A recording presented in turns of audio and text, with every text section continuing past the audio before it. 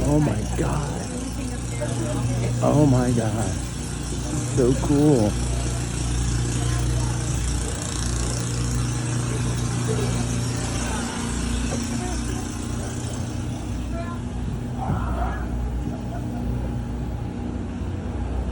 Oh, wow. I'm on the boat.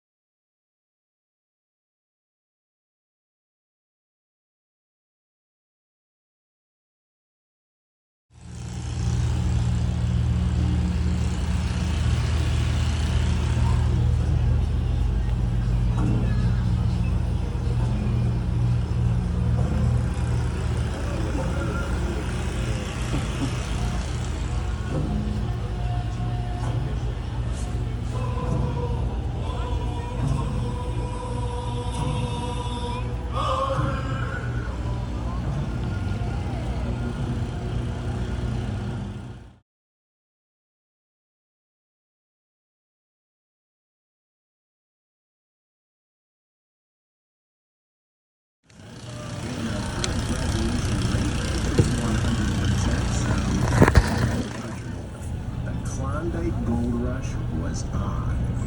If you wanted to travel through Canada to get to the Klondike, the Canadian government required you have plenty of food, warm clothes, and supplies. Well, Seattle business people smelled an opportunity. They even hired a marketing specialist to tell the world that the gold was in Alaska, but the supplies were in Seattle. It worked. Over 100,000 people from all over the world came straight to Seattle for provisions before heading north to seek fortune. Did the miners get rich? Yeah, not many, but Seattle did. The gold rush turned Seattle from a small logging town to a major city almost overnight, and Seattle never looked back. By the way, Seattle has a new gold rush going on right now. We'll talk about that later. That sound means it's time for a fun fact. One of the gold miners was a 17-year-old boy from Sweden. He didn't speak English, and he arrived in Seattle broke. He did well in the gold fields and returned to Seattle with $13,000. What did he do with his money? He opened a shoe store. His name was John W. Nordstrom. The flagship Nordstrom store is still in downtown Seattle.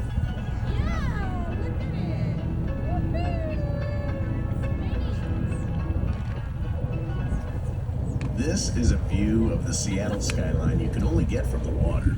Now, one building may stand out a bit. Do you see the tall, black, shiny building? That's Columbia Center, the tallest building in the state of Washington. And it's 76 stories, 937 feet tall, and it was built in 1985. Here's a Salish Sea Tours travel tip. The Columbia Center observation deck is on the 73rd floor. If you have a fear of heights, it's the perfect place to go to get terrified. You'll be 902 feet over downtown, and on a clear day, you can see for 100 miles in every direction. More down to earth is Coleman Dock, part of the Washington State ferry system. The largest ferry operator in the U.S., with 23 ferries carrying over 24 million passengers in a typical year. The largest ferries can carry 2,500 passengers and over 200 cars. Now back on land, you'll see a short, older white building with a pyramid-shaped top. That's Smith Tower. It's only 38 stories, but from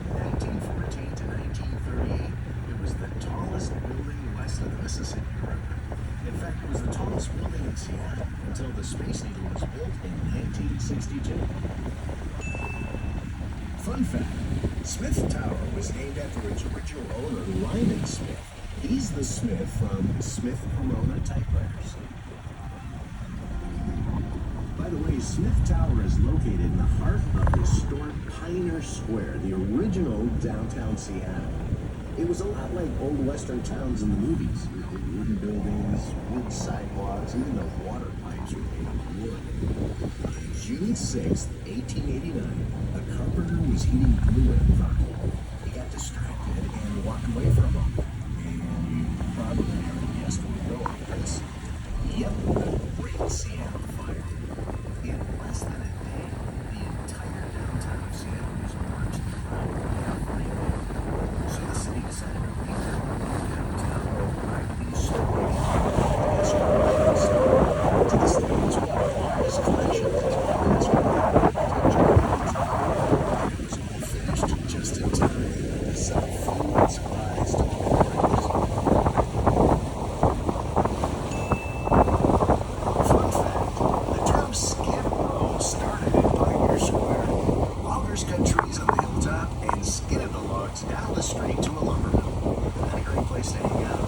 In time, other cities used the term to describe an undesirable part of town. If you ever dreamed of ending up on Skid Row, just go to Astor or Pioneer Square, and your dream will come true. Now you see two stadiums side by side. The stadium on the left, the arches of the roof, is illuminated. The 2014 Super Bowl champion Seattle Sea Tours. We want to mention the name of the team we beat that rhymes with Denver Broncos. Missing opportunity to the Super Bowl the following year, too.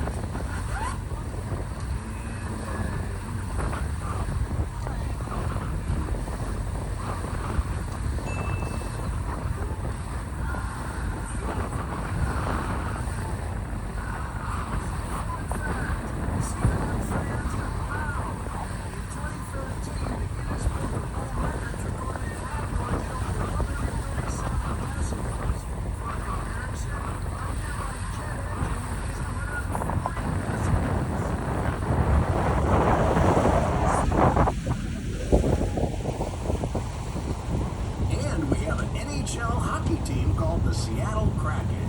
They've already made the playoffs and no doubt bring the Stanley Cup back to Seattle for the first time since 1917.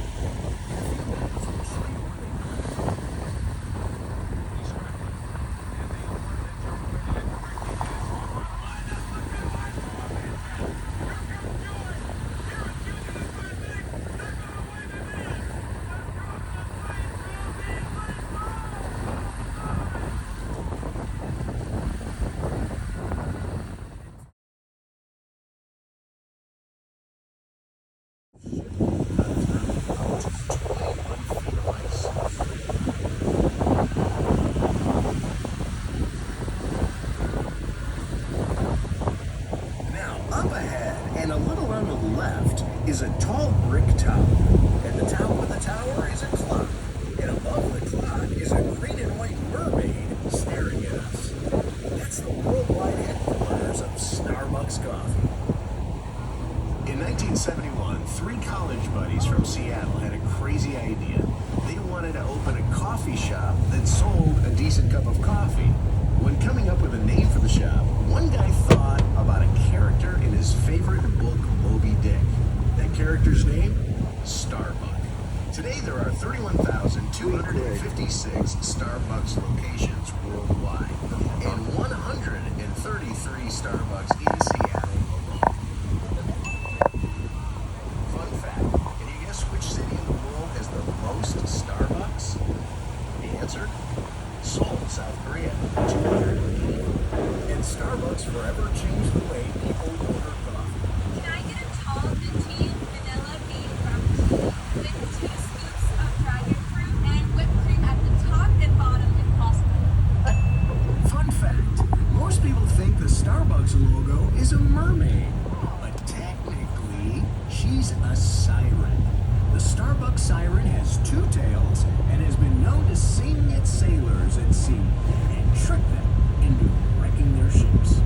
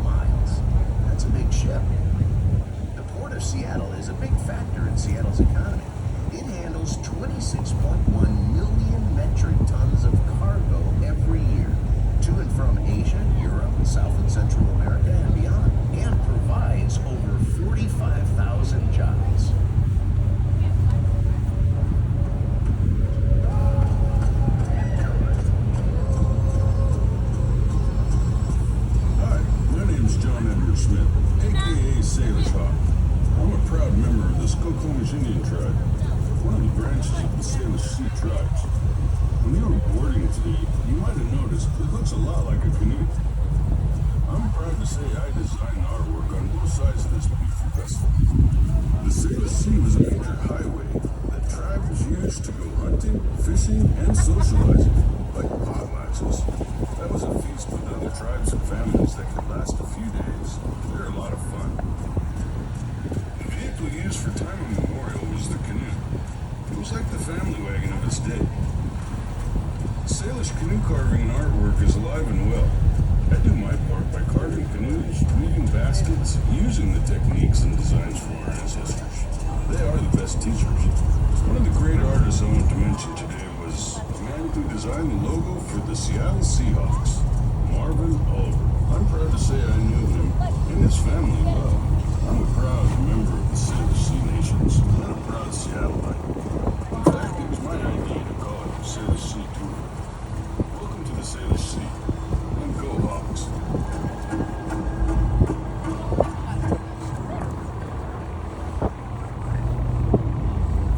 As the tour continues, keep your eyes on the water. If we're very lucky, we may see some sea life.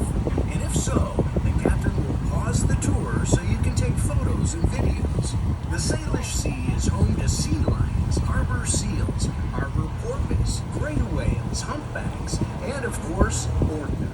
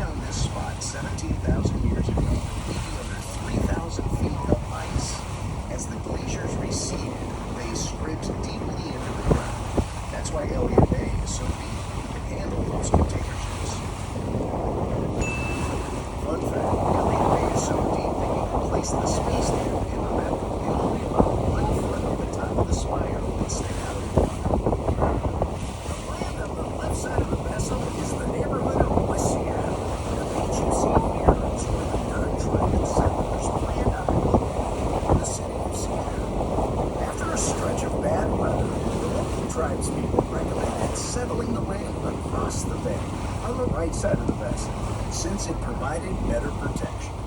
And that's why downtown Seattle is located where it is.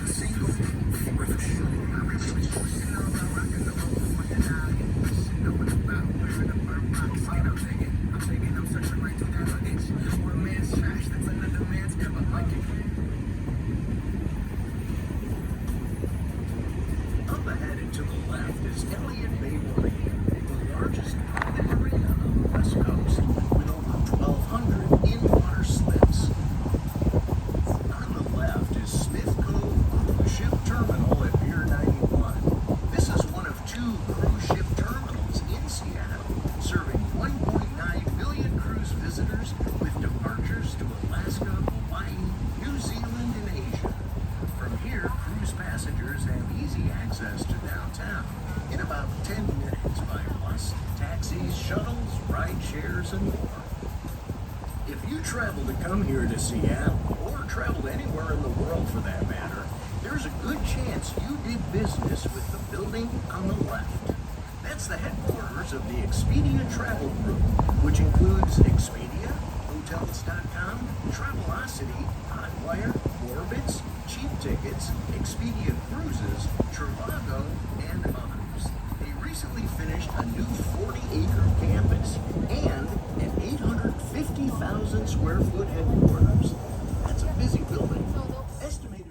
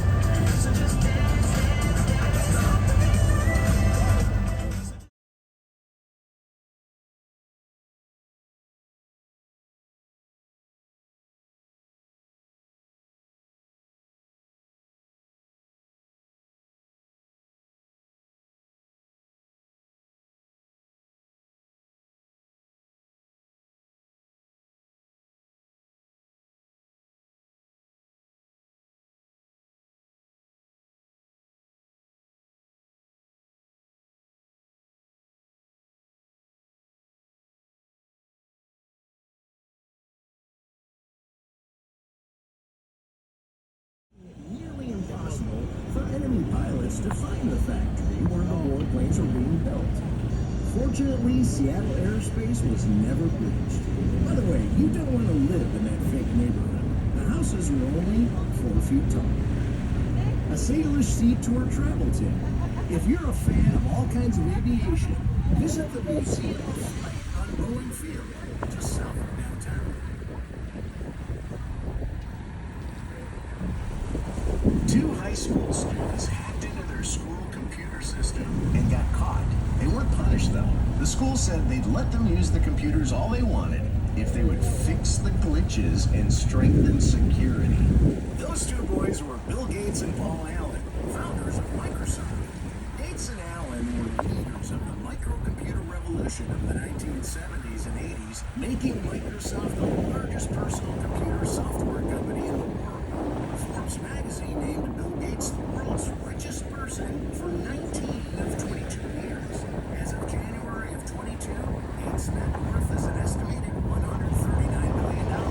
That was recently surpassed by another CEO, Amazon founder Jeff Bezos, with an estimated net worth of over $220 billion.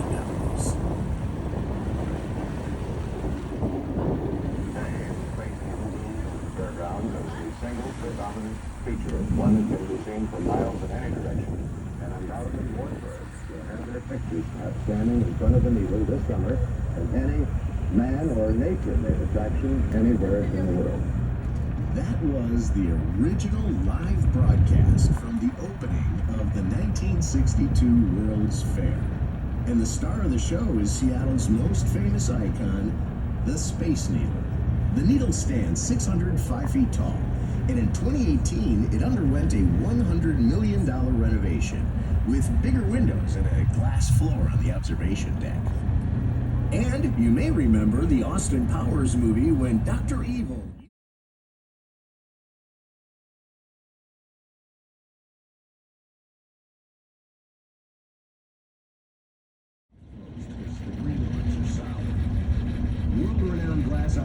He has a permanent exhibit of his work, also under the Space Needle.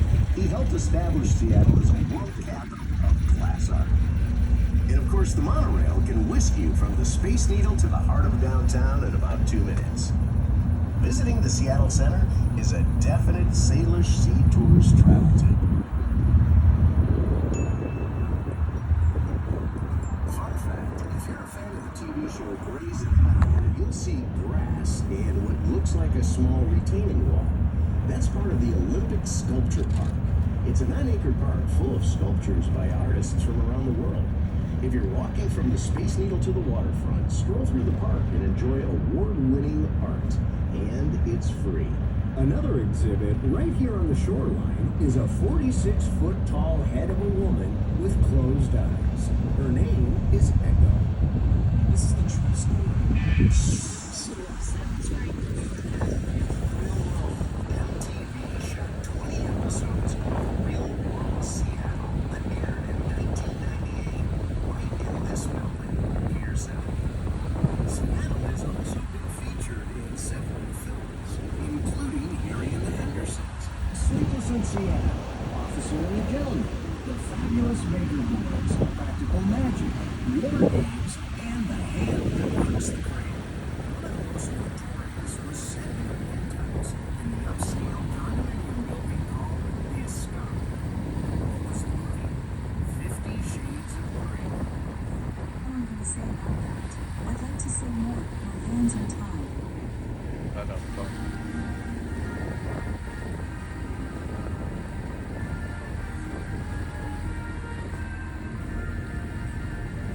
Pier 69 here is the home of the Victoria Clipper, the high-speed catamaran that will take you to Victoria, British Columbia, Canada in about 2 hours and 45 minutes.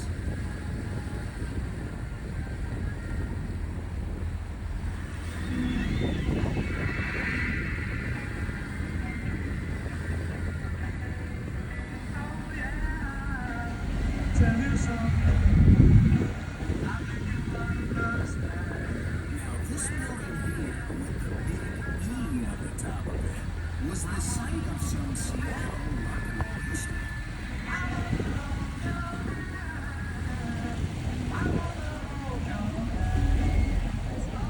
The year was 1964. A rock band from Liverpool, England, with strange haircuts was taking the world by storm. On their first world tour, they came to Seattle. There was a problem, though. No Seattle hotels wanted the Beatles as guests. They were well aware of the headaches caused by hundreds of screaming fans. All hotels said no to the Beatles. Except this one here, the Edgewater. In preparation, the Edgewater built a 6-foot-high plywood and barbed wire fence to keep the fans at bay. It didn't work. Some girls snuck in using a laundry cart. Others swam to the side of the hotel. One of the girls, now a grandma, laughs and admits she was pretty embarrassed. Fun fact. A famous photo was taken of the Beatles fishing outside their hotel room window here in the Edgewater. It was published on the cover of Time magazine and seen around the world. They stayed in room 272.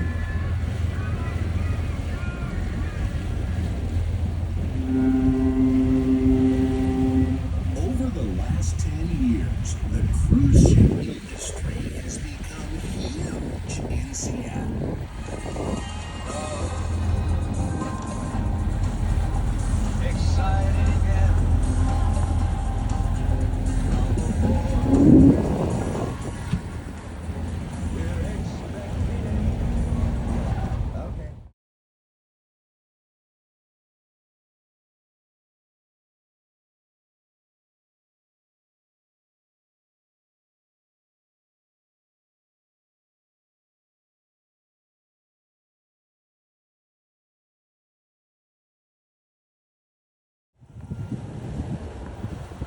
If you haven't visited Seattle's waterfront recently, you may not recognize it. The waterfront has just undergone a multi-billion-dollar upgrade.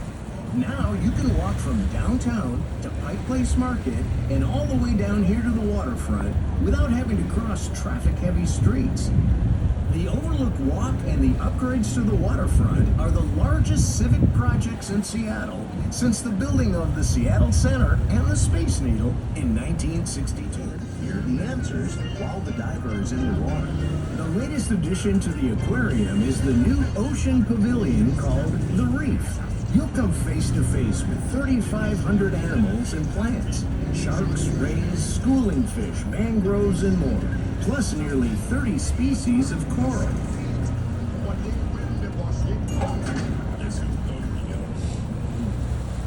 Up on the hill is Pike Place Market, Seattle's #1 tourist attraction with 10 million visitors yearly.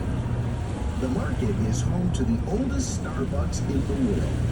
Visiting the Pike Place Market is another Salish Sea Tours travel tip.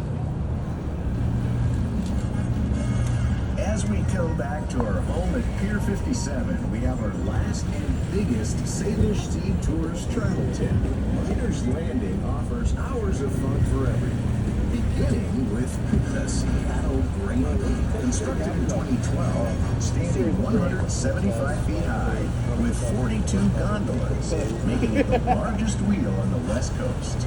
Inside Miners Landing is plenty to see and taste, with the Crab Pot restaurant where buckets of steamed seafood are dumped on your table. Be sure to earn your bib.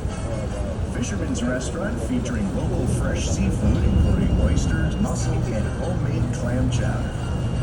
And Seattle Bay Creamery